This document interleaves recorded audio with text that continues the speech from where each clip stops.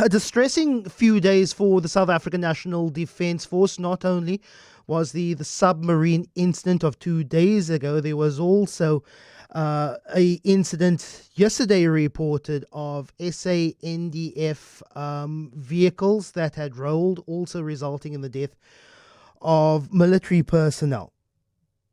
But focusing on the incident involving the SAS Manthatisi, the facts surrounding the deaths of those 3 submariners off Kommetjie coast this week will slowly come to light, and hopefully there is transparency. We know that 3 mariners washed off that submarine during a training operation. And while police are duty-bound to investigate, the Defence Force and the Navy says they will also look into what caused the deaths of Gillian Hector, William Mathipa and Mmokwapa Mojela. Gillian Hector was South Africa's first female submarine navigator, Lieutenant Commander Gillian Hector. And we actually spoke to her, or Sarah Jane Makwala spoke to her in 2020 after she was appointed. And this was the pride in which Gillian Hector spoke about experiencing life within the South African Navy. Take a listen.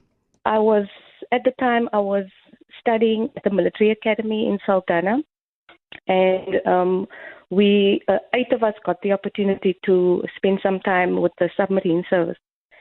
And we had this amazing opportunity of going on board for 24 hours. The submarine was at sea.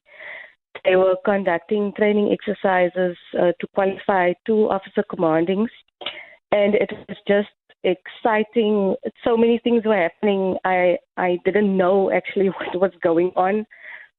I just knew that I was underwater, and there's so many other people on board. And I think at that time I just wanted to know more.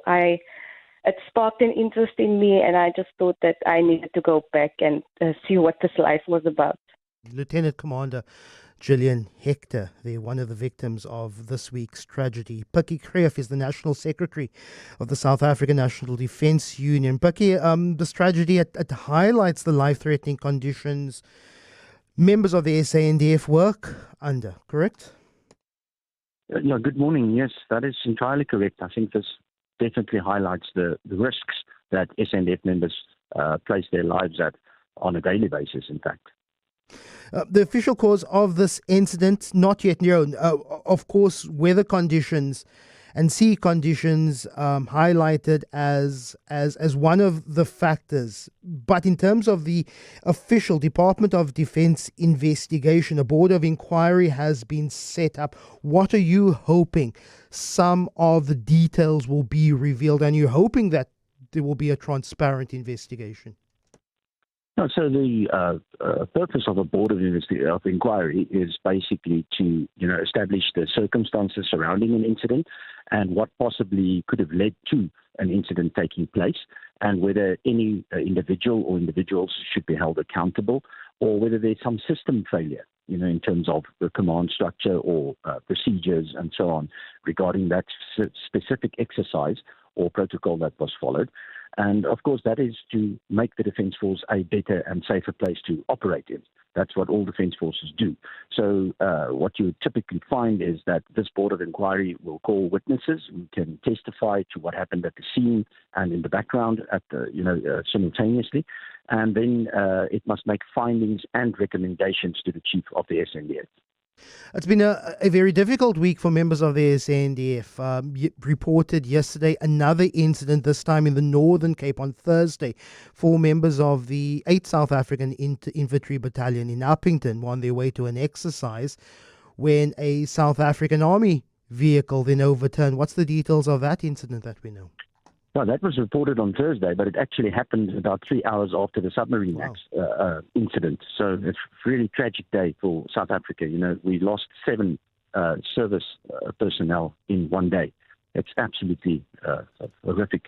In that incident, what we understand is that a army truck was towing another vehicle, and that this vehicle that was being towed, apparently a front tire burst, and that caused both vehicles to roll.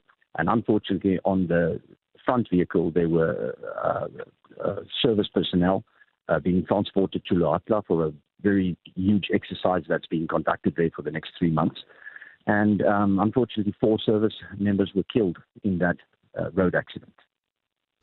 Is this an issue in terms of operational training? Is this an issue of we know that the South African National Defence Force, through the Department of Military Veterans and Defence, have been experiencing quite tight budget cuts. Is it a case of us diverting money away from the SANDF that is leading to maybe lapses of judgment, a lapse of infrastructure, lapse of training that may be leading to a case that we lost 7 SANDF personnel just this week? I would be very hesitant, to ascribe these 2 incidents to that specific topic of budget cuts and so on. We don't know the real facts yet. I think we should leave space for the investigations to take place. It is a possibility, but certainly from the union side, we don't attribute it to those incidents to that directly. There's no evidence to show that in any event.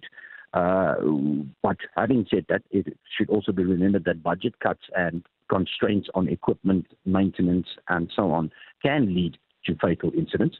But I stress to say that it's not Sandu's view that these incidents is necessarily linked to budget cuts.